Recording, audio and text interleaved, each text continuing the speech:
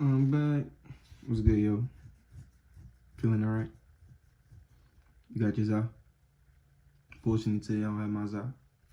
But we're trying to roll up right now. But roll up, man. We about to watch this shit and vibe out. As you can tell by the title,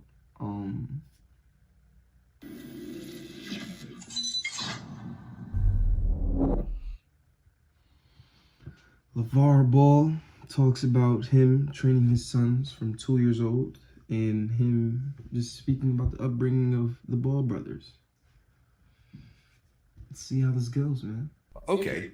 And when the youngest, LaMelo, reached 4 years old, that's when you started training them. I've been training them boys since they've been 2 years old. Okay, so even before that. Before that. Okay. All my boys are potty trained before 10 months. Okay. You talking about some training. Talking about some athletic training, but I gave them the ghetto Olympics. What I mean by that, in the living room, I didn't have no couches and stuff. I had a table. Let them jump off the table and see if they can land on that mat without falling down. Okay. Catch some passes. Like I tell them, I make them jump off the stairs, and you jump off the first stair onto the mat. Jump off the second stair and keep going up, high as you can, and jump. And land So on they your would hurt feet. themselves along the way, Man, but you can't hurt yourself. They definitely did hurt themselves, brother. Now look, I ain't saying there's nothing wrong, you know what I'm saying, with training, you know, with LeVar Ball training his sons, but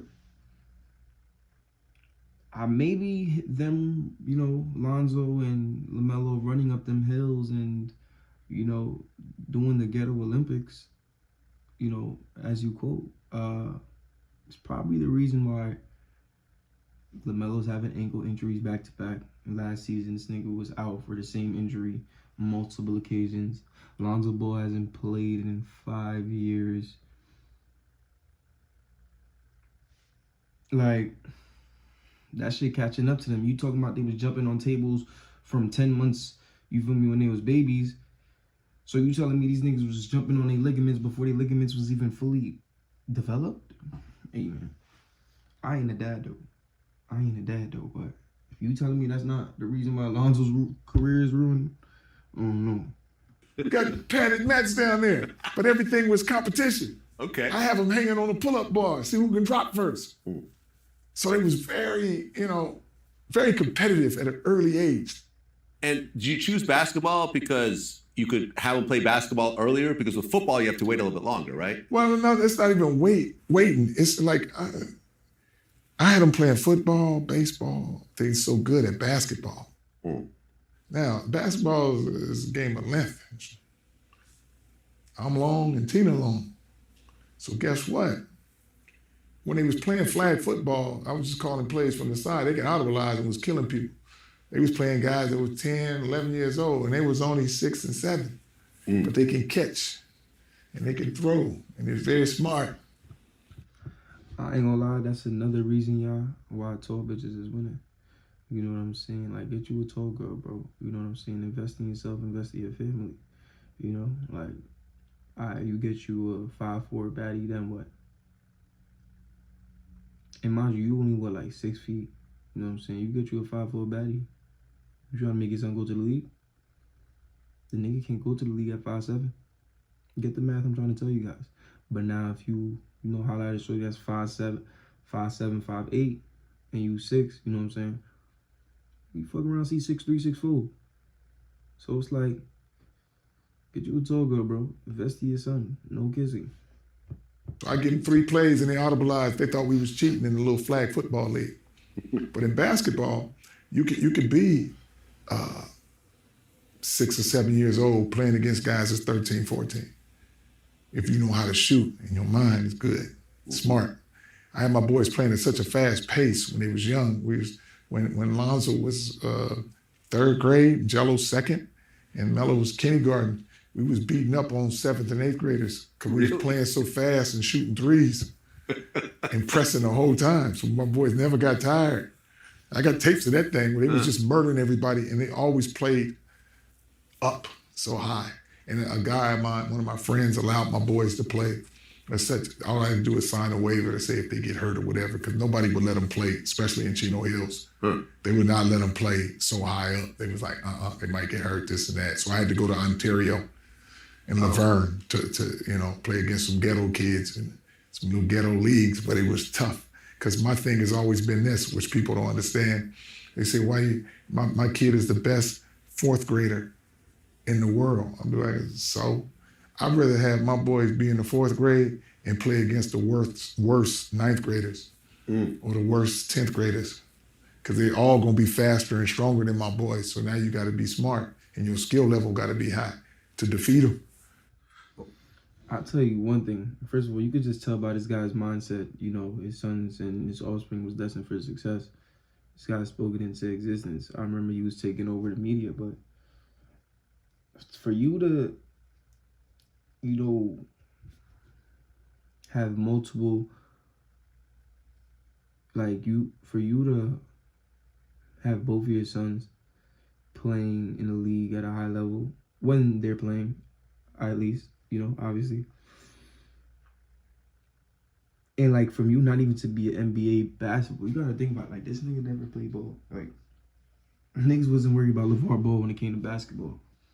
But just his mindset and the vision he had for his children and the competitiveness he instilled, you could just tell they were on their way, And once again, I really do hope, Lonzo gets back. I hope LaMelo can actually play more games this season because, bro, these niggas are talented. Before Melo was even in the league, still while he's in the league, my favorite brother is Lonzo. First of all, shout out to Jello. He need to come the fuck back. Niggas got Troy Brown Jr. in the league, but they can't even get my boy Jello, but that's neither here nor there. But yeah, yo, what the fuck was I finna say?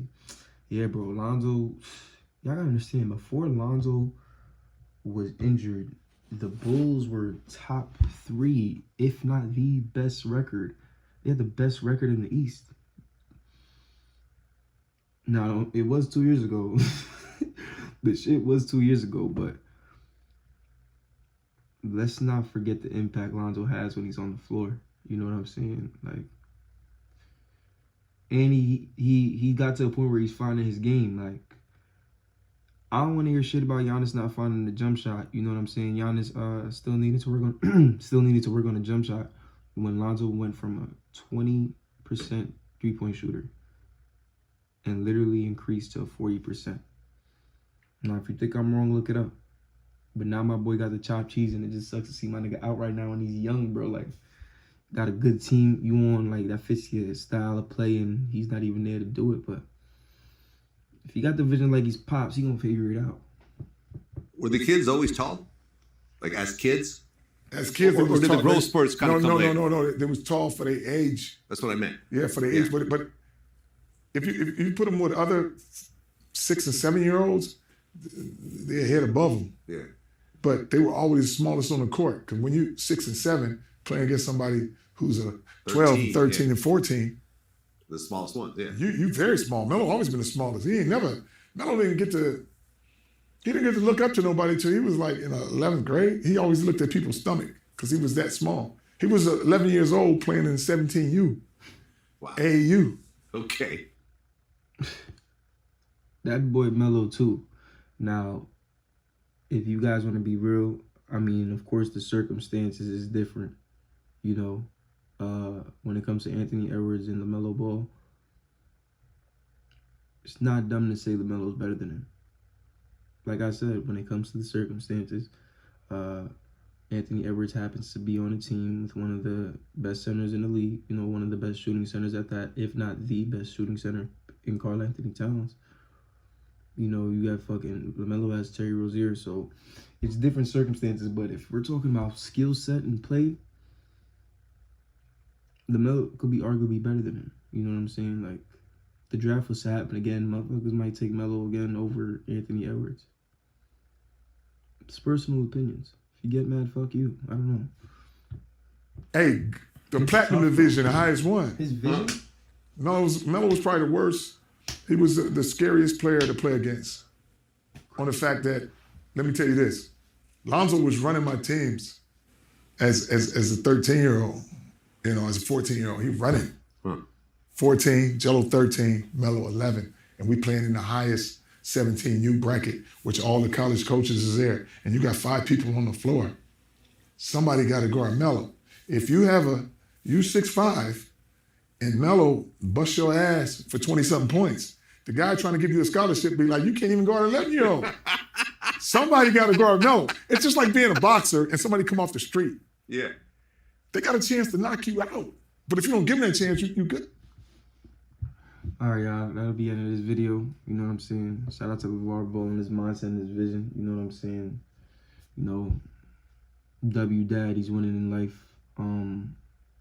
But I ain't gonna lie, bro. I think them workouts and them jumping shits, you know what I'm saying, they've been doing since they was young is the reason why they're so fragile. You know what I'm saying? But like I said, man, we roll the 5 honeys. Y'all keep tuning in. We gonna keep pushing this content.